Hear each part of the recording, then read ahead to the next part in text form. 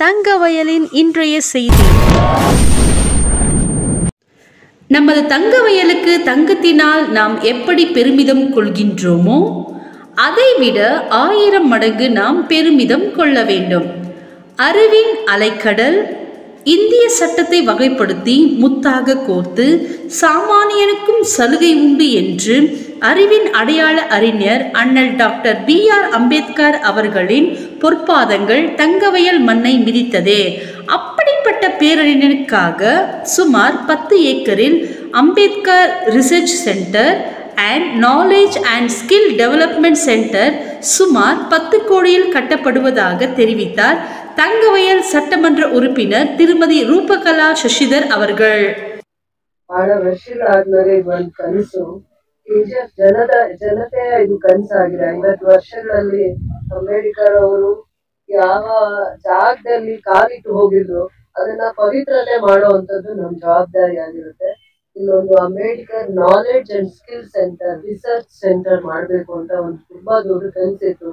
ಸರ್ಕಾರ ಇದಕ್ಕೆ digital library ಮಾಡಿ ಅಂತ 2 ಕೋಟಿ ಕೊಟ್ಟಿದ್ದಾರೆ. ನಾನು 2 ಕೋಟಿಯಲ್ಲಿ ಏನೂ ಸಾಧನೆ ಮಾಡಕ್ ಆಗಲ್ಲ ಅಂತ ನಾವು 10 ಕೋಟಿಯಲ್ಲಿ ಅಂಬೇಡ್ಕರ್ ಅವ್ರ research centre knowledge and skill development centre ಅಂತ ಮಾಡಿ ಎಲ್ಲ younger generations youths school level college level ITA diploma ಅವ್ರು ಬಂದಾಗ ಈ ಜಾಗಕ್ಕೆ ಬಂದು ಹೋದಾಗ ಅವ್ರ ಫ್ಯೂಚರ್ ಪ್ಲಾನ್ಸ್ ಏನಿರ್ಬೇಕು, ಫ್ಯೂಚರ್ ಹೈಯರ್ ಎಜುಕೇಶನ್ ಹೆಂಗಿರ್ಬೇಕು, ಅವ್ರಿಗೆ ಏನಾದ್ರು ಒಂದು education opportunity job opportunities life ಅಲ್ಲಿ ಯಾವ ರೀತಿ ಮುಂದೆ ಬರ್ಬೇಕು ಅನ್ನೋಂತ ಎಲ್ಲಾ ಆಪರ್ಚುನಿಟೀಸ್ ಅವ್ರಿಗೆ ಸಿಗುವಂತ ಸೆಂಟರ್ ಇದಾಗ್ಬೇಕು ಅನ್ನೋದು ನಮ್ ಕನ್ಸಾಗಿತ್ತು.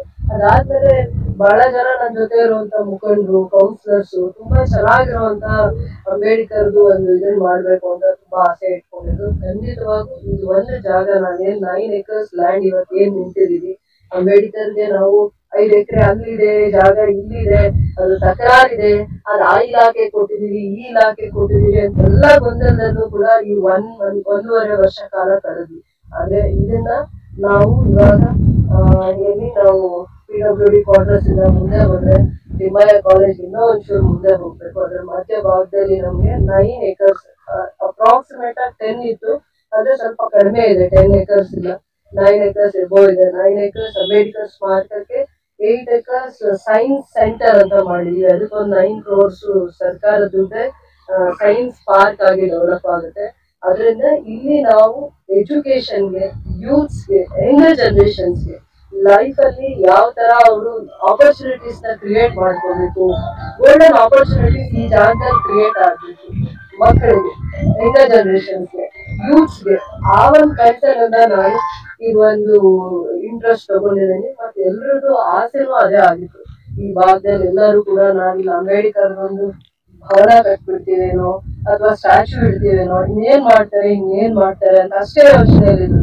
ಬಾರೆ ನಾನು ಈ ಜಾಗಕ್ಕೆ ಯಾರೇ ಕಾಲಿಡ್ಲಿ, ಒಬ್ಬ ಯೂತ್ ಕಾಲಿಡ್ಲಿ, ಒಬ್ಬ ಹೈಯರ್ ಎಜುಕೇಶನ್ಗೆ ತುಂಬಾ ಇಂಟ್ರೆಸ್ಟ್ ಇರೋರು ಹೋದ್ರೆ ಇನ್ನೇನ್ ನಾನು ಹೈಯರ್ ಸ್ಟಡೀಸ್ ಮಾಡ್ಬೋದು, ಎಲ್ಲಿ ಮಾಡ್ಬೋದು, ಏನ್ ಆಪರ್ಚುನಿಟೀಸ್ ನಾನು ಗೋಲ್ಡನ್ ಆಪರ್ಚುನಿಟೀಸ್ ನ ಟ್ಯಾಪ್ ಮಾಡ್ಬೋದು ಅನ್ನುವಂತ ಸ್ಕಿಲ್ಸ್ ಅವ್ರಿಗೆ ಬರ್ಬೇಕು ಅಂತ best Ambedkar knowledge and skill training centre ನ ಆಲ್ಮೋಸ್ಟ್ 10 crores ಅಲ್ಲಿ ನಾನು ಡೆವಲಪ್ ಮಾಡ್ತೀನಿ. ಸರ್ಕಾರ ಅನುದಾನ ಕೊಡ್ಲಿ ಬಿಡ್ಲಿ ಅದು ನನ್ನ ಸೆಕೆಂಡ್ ಆಗಿ. ನಾನು ಅದಕ್ಕೆ ರಿಸೋರ್ಸಸ್ ನ ತರ್ತೀನಿ. ಮೋರ್ ದೆನ್ 10 crores, ಇದಕ್ಕೆ ಲಿಮಿಟ್ ಇಲ್ಲ. ಬಟ್ ಆದ್ರೆ ಅದು ಯಾವ ರೀತಿ ಉಪಯೋಗ ಆಗುತ್ತೆ ಅಂದ್ರೆ ಫ್ಯೂಚರ್ ಅಲ್ಲಿ ನಾವೇನ್ 1000 acres ಲ್ಯಾಂಡ್ ಎಂಪ್ಲಾಯ್ಮೆಂಟ್ ಆಪರ್ಚುನಿಟೀಸ್ಗೆ KIDBಗೆ ಇಂಡಸ್ಟ್ರಿಯಲ್ ಟೌನ್ಶಿಪ್ ಇಂಟಿಗ್ರೇಟೆಡ್ ಟೌನ್ಶಿಪ್ ಗೆ ನಾವು ಪ್ಲಾನ್ ಮಾಡಿದೀವಿ.